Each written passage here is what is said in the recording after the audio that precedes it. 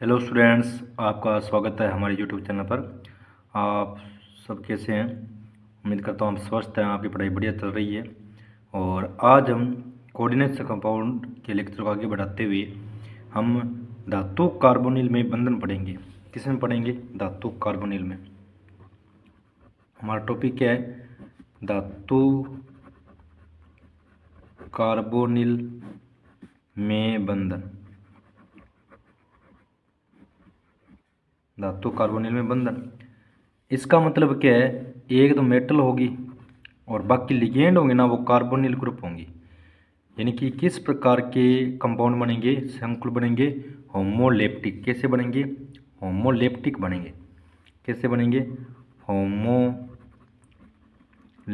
संकुल बनेंगे, क्योंकि इनके अंदर एक ही ग्रुप होता है, वो होता है कार्बोनिल। एक ही लिगेंड होगा कार्बोनिल, और ये दोनों मिलके ही होमोलेप्टिक संकुल बनाएंगे और वो ही होगा धातु कार्बोनिल।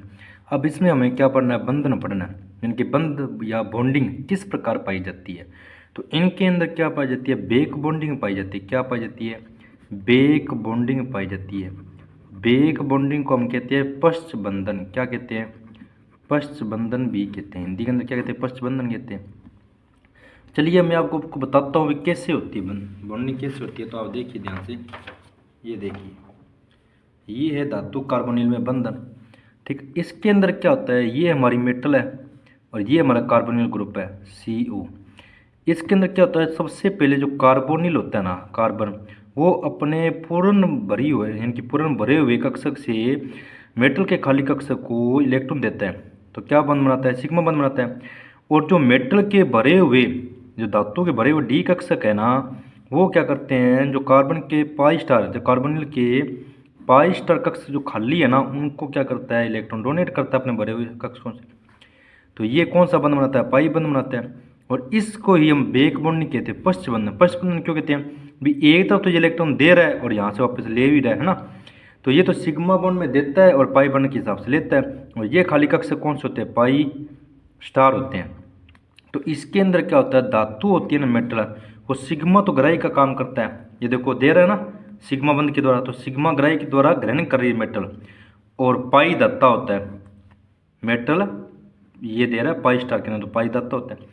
वहीं कार्बोनिल ग्रुप होता है ना, वो सिग्मा तो दत्ता है क्योंकि दे रहा है, और पाई ग्राही होता है क्योंकि पाई ले रहा है। तो ये हो गया, ये हमें ध्यान रखना है। धातु तो कैसी होती है? सिग्मा ग्राही व पाई दत्ता, और कार्बोनिल होता है सिग्मा दत्ता व पाई ग्राही। और इनके अंदर क्या पाई जाती है? पश्च बंधन पाई जाता है, बेक बॉन्डिंग पाई जाती है। और बेक बॉन्डिंग किस में पाई जाती है? कार्बोनिल के रिक्त पाई स्टार कक्ष में पाई जाते हैं। इसे कहते हैं एंटी बॉन्डिंग। क्या बोलते हैं? एंटी बॉन्डिंग बोलते हैं। हम जब पढ़ते हैं ना, MOT पढ़ते हैं, आपने MOT का अध्ययन किया होगा था। इसके अंदर सिग्मा, सिग्मा स्टार बनता है, पाई, पाई स्टार बनता है। नीचे वाले बॉन्डिंग ऑर्बिटल होते हैं, ऊपर वाले एंटी बॉन्डिंग ऑर्बिटल होते हैं ना, वो एंटी बॉन्डिंग। ठीक है, चलिए अब इनके कुछ उदाहरण है धातु कार्बोनिल के। मैंने जैसे कि पहला एग्जाम्पल ले रहा हूँ, टेट्रा कार्बोनिल निकेल 0। ये कॉम्प्लेक्स है। इसकी ज्यामिति होती है चतुष्फलक की, संकरण कोण में पाया जाता है sp3, और ये इसकी संरचना है। क्यों? टेट्राहेड्रल ऐसे होता है, 4 कार्बोनिल जुड़े हुए हैं। फिर सेकंड आएगा एग्जाम्पल, वो है ये वाला। इसका नाम होता है पेंटा कार्बोनिल आयरन 0। ऑक्सीडेशन अवस्था कितनी है? 0। कौन सा संकरण? DsP3। ज्यामिति कैसे? त्रिकोणीय द्विपिरामिडीय। ये देखो, ये त्रिकोण बन रहा है और ये द्विपिरामिड, 2 पिरामिड निकले हुए, तो द्विपिरामिड होगी। नेक्स्ट एग्जाम्पल आता है hexa carbonyl chromium. Hexa carbonyl chromium 0, कुछ नहीं दे रखा ना ऊपर, तो 0 ऑक्सीडेशन अवस्था है। कौन सा संग्रह? D2sp3। ज्यामिति कैसी है? अष्टफलकीय है। ये देखो संरचना ऐसी है। ये तो हो गए 4 कार्बोनिल, ये और ऊपर हो गया एक, नीचे हो गया है। ये कैसे बन गए? अष्टफलकीय ज्यामिति बन गई हमारी। ये लो, ये ज्यामिति। फिर आता है सेतु वाला, आता है एक सेतु वाला, आता है एक मेटल मेटल बन रहा था। इन दोनों उदाहरणों के अंदर metal metal metal metal bond पाया जाता है। देखिए पहले ये एग्जांपल देखिए, Mn2CO10, इसे बोलते हैं डेका कार्बोनिल डाई मैग्नीज, और ऑक्सीडेशन अवस्था कितने हैं? 0। डेका किसको बोलते हैं? 10 को डेका कार्बोनिल, और डाई 2 मैग्नीज है। ये किससे मिलकर बना होता है? MnCO5। इन 2 इकाइयों से मिलकर बना होता है, जो कैसी होती है? वर्ग पिरामिड होती है। और ये इसकी संरचना है। ये 5, ये आगे कार्बोनिल, 5 ये आगे, और ये मेटल मेटल बॉन्ड आ गया। ये क्या आ गया? मेटल मेटल बॉन्ड है। सेम टू सेम यहाँ सेतु भी है। ये देखो ये कार्बोनिल, ये दो कार्बोनिल किस में काम कर रहे हैं, सेतु के अंदर काम कर रहे हैं। और 3 कार्बोनिल ये रहे, 3 कार्बोनिल ये रहे, ये मेटल मेटल बॉन्ड आ गया। ये होता है CO2 CO8, ये कोबाल्ट है, कार्बोनिल मत समझना, बाकी कार्बोनिल है। इसका नाम होता है ऑक्टा कार्बोनिल डाई कोबाल्ट। ये भी जीरो ऑक्सीडेशन स्टेट के अंदर होता है। समझ में आ गया। तो ये हमारी क्या आ गई, धातु कार्बोनिल के अंदर बंधन आ गया। क्या आ गया, बंधन। अब हमें आगे क्या अध्ययन करना है, अब हमें आगे पढ़ना है जो उपसहसंयोगी यौगिक है उनका स्थायित्व का अध्ययन करना है। ये लो नेक्स्ट टॉपिक हमारा कौन सा है, उपसहसंयोगी यौगिकों का स्थायित्व है। तो इसके अंदर स्थायित्व में क्या करना, आपको केमिकल इक्विलिब्रियम आता है, उसके अंदर हम क्या करते हैं A+B और ये इक्विलिब्रियम में होते हैं तो AB बनाते हैं। सेम वही कहानी है, ये मेटल कोई चार्ज धनावेश, ये लिगेंड रेनाइन है तो रेनाइन, उदासीन है तो उदासीन, कितने ले रहे हैं N, और ये कॉम्प्लेक्स बन गया, ऊपर चार्ज आ गया। जब इसका हम केमिकल इक्विलिब्रियम साम्यावस्था स्थिरांक लिखेंगे, क्या लिखेंगे, साम्यावस्था स्थिरांक, तो ऐसे लिखा जाएगा। जब हम साम्यावस्था स्थिरांक लिखेंगे तो कैसा लिखा जाएगा, इस तरीके से लिखा जाएगा, उत्पाद की मात्रा ऊपर आएगी और नीचे क्या आएगी, क्रिया कारक की आएगी, ये ऊपर पावर आ गया ना। तो जितना ज़्यादा साम्यावस्था स्थिरांक होगा, Ks होगा, उतना ही ज़्यादा स्थायित्व होगा। उपसहसंयोगी यौगिकों का स्थायित्व कब ज़्यादा होगा, जब उसका Ks ज़्यादा होगा। S का मतलब स्टेबिलिटी, स्थायित्व स्थिरांक क्या होगा, स्थायित्व स्थिरांक।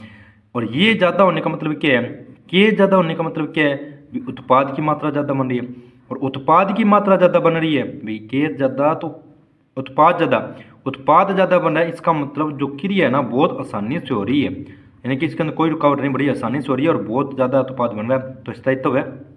अलग अलग अभिक्रियाओं के लिए मैंने 4 उदाहरण दिए हुए हैं। ये देखिए, जब हम सिल्वर के अमोनिया के साथ अभिक्रिया अगर कॉम्प्लेक्स बनाते हैं तो उसका केस ये है, साइनाइड के साथ करवाते हैं तो ये इसका केस है, जब कॉपर की अमोनिया के साथ करवाते हैं तो ये है, और कॉपर की साइनाइड के साथ करवाएं तो ये इतना केस है।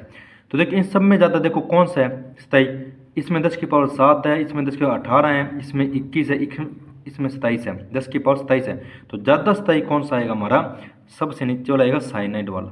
समझ में आ गया। अब हम आगे पढ़ते हैं स्थायित्व को प्रभावित करने वाले कारक। पहला आता है धातु आयन पर आवेश। धातु आयन पर जितना ज़्यादा आवेश होगा, मैंने पहले ही बताया था भी धातु पर मेटल पर जितना ज़्यादा चार्ज होगा, मेटल पर जितना ज़्यादा चार्ज होगा उसका जो स्थायित्व है ना वो उतना ही ज़्यादा होगा। क्या होगा, उसका स्थायित्व उतना ही ज़्यादा होगा। तो यहाँ देखिए मेटल किस ऑक्सीकरण अवस्था के अंदर है, Fe+3 के अंदर है। यहाँ कौन सी ऑक्सीडेशन अवस्था में, Fe+2 के अंदर है। तो ज़्यादा स्थायी कौन सा होगा, ऊपर वाला होगा।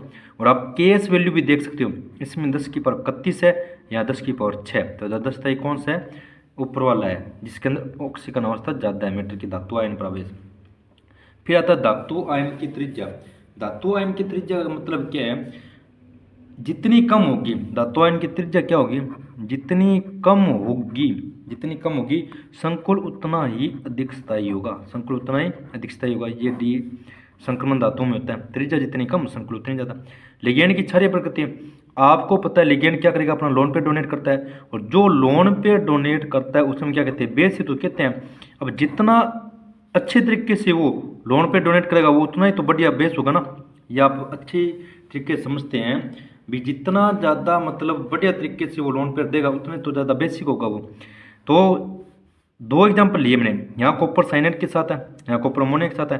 यहाँ पर साइनाइड बहुत अच्छे तरीके से लोन पे दे रहा है, आसानी से दे रहा है, तो ज़्यादा स्थायी ये होगा, ये कम स्थायी होगा।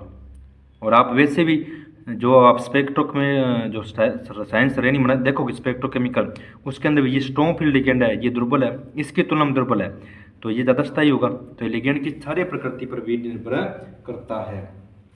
ठीक है। अब अधिक क्षारीय लिगेंड होते हैं ना, उसके अंदर क्या होता है, इलेक्ट्रॉन देने की प्रवृत्ति ज़्यादा होती है और स्थायी उपसहसंयोगी यौगिक बनाता है। और लास्ट आता है क्लेटीकरण। क्लेटीकरण में क्या होता है, एक तो सीधा मोनोडेंटेट से लिगेंड से बनाए और एक किससे बनाए, डाईडेंटेट से बनाए, तो ये वल्य बनाएगा, किलेट बनाएगा। तो आपको पता है किलेशन ज़्यादा स्थायी होता है, तो ये रहा किलेशन और ये रहा बिना किलेशन। ये क्लेटीकरण है, इसमें क्लेटीकरण नहीं है, तो ये ज़्यादा स्थायी हो, क्यों, क्योंकि जो क्लेट वल्य होती है ना वो स्थायी होती है, वो स्थायी होती है। और एक ये कम लेने पड़ते हैं, ये 4 हैं, ये 2 ही हैं। समझ में आ गया। तो ये क्या होता है, जो क्लेटिंग लिगेंड होते हैं ना वो नॉन क्लेटिंग की तुलना में अधिक स्थायी संकुलन बनाते हैं अभी, क्योंकि ये तो नॉन क्लेटिंग है, ये क्लेटिंग है, ये ज़्यादा स्थायी बनाएंगे। क्योंकि क्लेटिंग लिगेंड के साथ क्या करते हैं, बंधन के द्वारा वलय का निर्माण करेंगे, क्लेट है जो, तो वो स्थायी है। दूसरा कारण क्या है, जो क्लेटिंग लिगेंड में जो संख्या है वो कम है, या 2 है या 4 है, कम है तो क्या होगा, प्रतिकर्षण क्या होगा, कम होगा।